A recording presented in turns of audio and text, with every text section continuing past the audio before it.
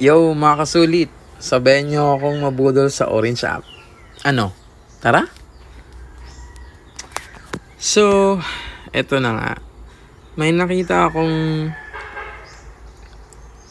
earbuds dito na mura lang.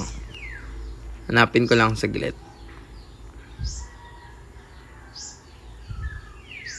Actually, na mga nasa less 200 pesos lang ata yun nung nakita ko kanina. Ayun, so gusto ko lang siyang i-share. So, eto. So, hindi ko pa nakita ng mga specs niya ganun kasi gusto ko sabay-sabay tayo. So far, based sa pictures niya, may dalawa siyang variations. So may puti siya at saka may itim din siya. So, ano ka ba mga specs niya? Ayan. Ay, sorry. Ayan. So, check natin yung specs niya, guys.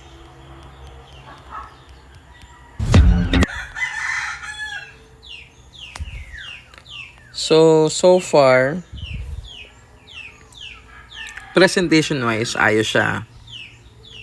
To be honest. Kasi, imagine mo, diretso lang, tapos manipis siya sa gilid ng mukha mo. Or sa may bandang tenga.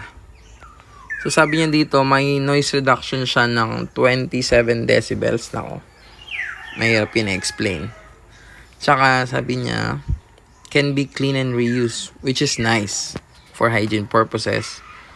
It's comfortable to wear. 1 second in ear. Okay. So, ang gagandahan pa kasi sabi dito, may 1 year warranty siya. 100% authentic. Sige. Anong brand ba ito? SNBS, Silent Night Bliss. Okay. So, casing wise, okay naman, medyo compact, which is nice. Hindi siya bulky sa pants mo. Okay. Sabi dito, washable and reusable, lightweight and burden free. That's nice. Keeper of serenity, born for sleep. Sabi, perfect fit between earplugs and ear contours. Okay. That's pretty amazing. Alright. So far okay naman. Based sa product description niya, okay naman siya.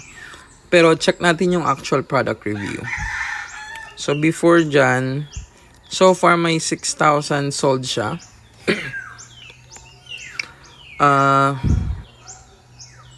Which is a good indication na maganda talaga yung product.